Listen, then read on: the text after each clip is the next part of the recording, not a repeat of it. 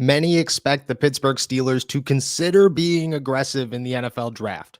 Well, let's talk about them moving up.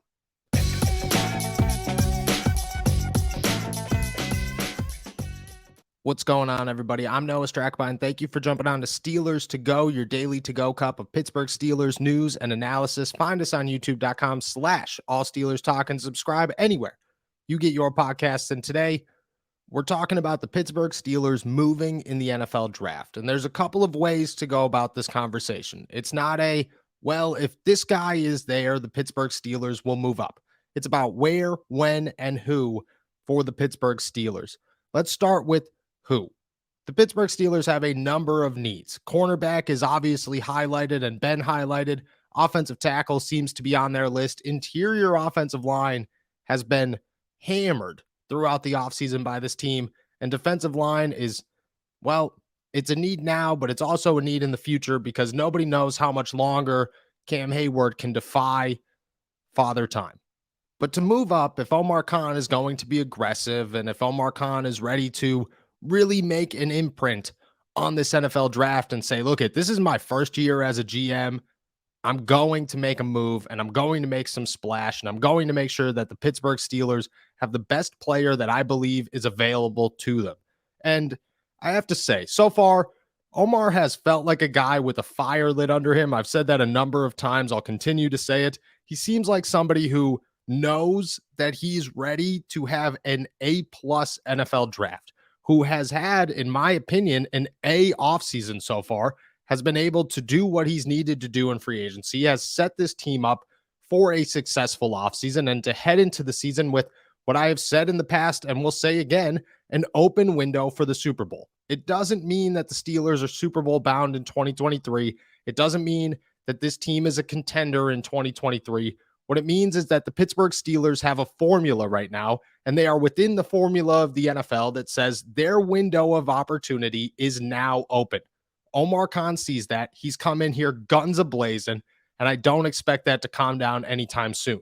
But the big question is, will he be aggressive in the NFL draft, and how aggressive is he going to be? And these are all questions that we have to answer. So again, let's go back to the who. The big one is corner. Everybody talks about, well, if Christian Gonzalez slides, if Devin Witherspoon slides, if Joey Porter Jr. is available there at 15, do the Pittsburgh Steelers make a move? I think when you break down the cornerback position, you look at it like this. The options are abundant. And if the Pittsburgh Steelers wanted to double dip in the NFL draft and say, hey, we want two corners, not just one, they're capable of doing so. And at the same time, they haven't shown that they're ready to make a move at the position. They're not ready to move up. And the people that they've brought in for pre-draft visits say that. Emmanuel Forbes is a guy that will be there at 17, but could be there at 32. Tyreek Stevenson, the same thing. Joey Porter Jr., the same thing. Keely Ringo, the same thing. The Pittsburgh Steelers have shown their hand at corner, and their hand says we are prepared for 17, but we are also prepared for 32. We are ready to wait on a corner if needed because we understand that this draft class is loaded. We understand that a guy like Julius Brents might not have the immediate impact of a guy like Christian Gonzalez and may not have the upside as a guy like Christian Gonzalez, but he's damn near close. And the Steelers understand that, and they're looking at that and saying, why would we move up when we have the potential to move back? And that's what's important about the cornerback position. Because when you're talking about trading in the NFL draft, moving up is always the highlight. It's always fun and exciting. But moving back seems to make a lot of sense in a number of ways for the Steelers. Cornerback is certainly one of them. If they're looking to get a guy and they feel that the number of guys available to them at 17 is just too large, and there isn't somebody at a different position that just outstands the rest of the board, they have the option to move back and feel very comfortable about it. Then there's the offensive line, which is somewhat of the same thing, but different. Paris Johnson, Peter Skoronski, these are names that if they're sitting there at 15, 14, 13, and the Pittsburgh Steelers feel these guys are head and shoulders above the rest of the group, go get them. And I think the Steelers have that in mind. Do I think that they will make a move and jump the gun on a position that maybe isn't as high on their needs list as a cornerback? No, but they'll think about it. And this is the position that I think is the most interesting. Because if a guy like Paris Johnson is sitting there at 14 and you're feeling very confident that you can move up to 15, why are you not doing it? And what are you willing to give up to make that move? If a guy like Peter Skoronski is sitting there at 15 and you feel very confident about this guy, what's stopping you from making a move? Same with a name like Broderick Jones. The Steelers have an option when it comes to left tackle. That option is simple. They can either wait it out or they can make a move because chances are their guy's not going to be there at 17.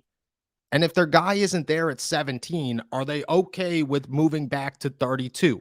Or are they going to look at the position and say, we need to make a move right now? Again, left tackle is the most interesting position to watch right now for the Pittsburgh Steelers because the option at 17 goes one of two ways. I think you look at it and you say you either land an absolute stud and a steal at 17 in a name like Jones and a name like Johnson or a name like Skoronski, or you're reaching for a guy like DeJuan Jones or Darnell Wright or Antoine Harrison to say, well, we just need a left tackle. And the Steelers have put themselves in a position where they don't need to make that move. They do not need to approach this NFL draft and say, well, we need this position. They don't need any position right now. They can go into this draft and set themselves up and have set themselves up to look at it and approach it with who makes the most sense right here without us reaching. Who can we land for the maximum value at pick 17 for our team and within this NFL draft? A guy like DeJuan Jones, a guy like Darnell Wright, a guy like, not Broderick Jones, excuse me, a guy like Antoine Harrison, these guys will be there at 17. It's a matter of, are the Pittsburgh Steelers looking at this and saying, this has to be the position that we go with in the first round? Or are they viewing it and saying, well, we could wait it out? Because if they could wait it out, they're not going to make a move forward. But if they look at it and say, this is our first pick, a left tackle is the place that we need to go to solidify this team for the future, make sure Kenny Pickett has a dominant left tackle, his blind side is protected, and this offensive line is finally complete. Well, if that's the thought, then Omar Khan is on the phone after 10, making sure that he could go get his guy because one of them will be there between 10 and 17. Chances are it won't be all the way to 17, though. And then there's defensive line. And this one is also very interesting because while the Steelers have pretty much just one option at left tackle, and that's to either move up or satisfy themselves with who's ever available at 17, when it comes to the defensive line, they have to look at it a totally different way. You could say whatever you want, and people could be as skeptical about my thinking as you'd like to be, but I believe that there's a real possibility that Jalen Carter falls out of the top 10. And if he does, and if his troubles off the field worry teams enough to let him slide, which we've seen that in years past, we see that every single season. And this year it seems to be Jalen Carter. And if it is, and he does make it past 10, are the Pittsburgh Steelers on the phone immediately trying to make a move? Because it makes a lot of sense. Jalen Carter is a guy that comes in here, starts immediately at nose tackle, and I don't know if that's his position. I don't know if that is a position that he'll play well at, but he's allowed to plug up the middle. Then when Father Time reaches the end of Cam Hayward, Carter moves instantly into the defensive tackle role and becomes the next Cam Hayward. The Pittsburgh Steelers just went from one Hall of Famer to another superstar instantly. And I think Jalen Carter brings that energy. I think Jalen Carter is a name that you just feel too confidently about. You could compare this to Devin Bush. You could compare this to whoever you'd like. When the Pittsburgh Steelers moved up to get Devin Bush, they were locked in on inside linebacker. There was no way they were leaving the first round without their guy at inside linebacker. And if it wasn't Devin White, it was going to be Devin Bush. They went and they got one. It didn't work out. But this year it's different. It's not about moving up to get your position. It's about moving up to get a guy that you feel is an absolute superstar and can make this team immediately better for the short and the long term. There are a lot of names in this NFL draft. None of them will do that quite like Jalen Carter will for the Pittsburgh Steelers. Not one of them. And he's the guy that if the Pittsburgh Steelers see him sliding, maybe they make a phone call. Maybe they make a couple of phone calls And I don't know how quickly you have to move up, because that's when things get interesting. If you look at a name like Jalen Carter and you say, well, the Tennessee Titans would select him, the New York Jets might not, but the Houston Texans would, the Washington Commanders certainly would. There's a number of teams, almost every team, who would have some interest in Jalen Carter after the top 10, to where the Pittsburgh Steelers would, one, have to give up quite a bit to move up a couple of picks, and two, would have to outbattle every other team calling to try to move up. But Omar Khan has a fire lit under him, and I'm not going to say that he can't make magic happen, because he's done it before. But outside of Jalen Carter, that position isn't at all a position that the Pittsburgh Steelers would worry about in the first round. That's how interesting this is. If it wasn't Jalen Carter, and if it doesn't end up being Jalen Carter, there's almost no chance the Pittsburgh Steelers go defensive line in the first round of the NFL draft. Why would you select a position that is coming in here strictly to play depth? Why would you use a primary pick, a guy that would come in here and make some impact, but a very low one, on a player that you do not have an immediate need for?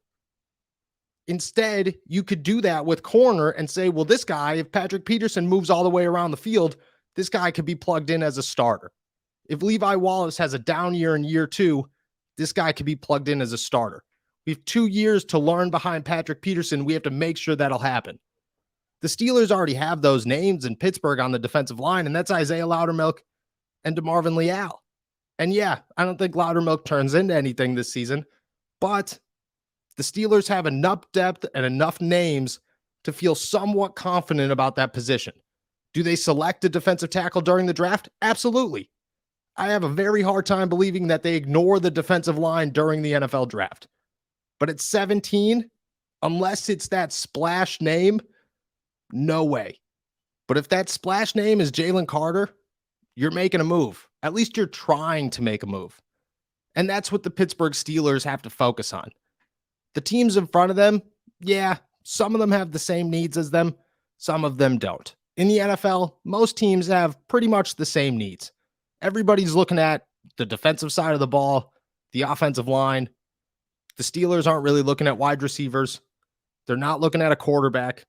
They're not looking at a running back. And therefore, they have competition everywhere with anyone. The first round is primary guys who turn into superstars. The Steelers are looking for just that. And so is every team in front of them. So when it comes to corner, I would expect to drop back before I expect to drop forward. When it comes to offensive tackle, I could only see them going forward. When it comes to the defensive line, if it's Jalen Carter, they're on the phone. If it's not, they're not even thinking about the position at all. And that's how the Pittsburgh Steelers probably are going to approach the first round of the NFL draft.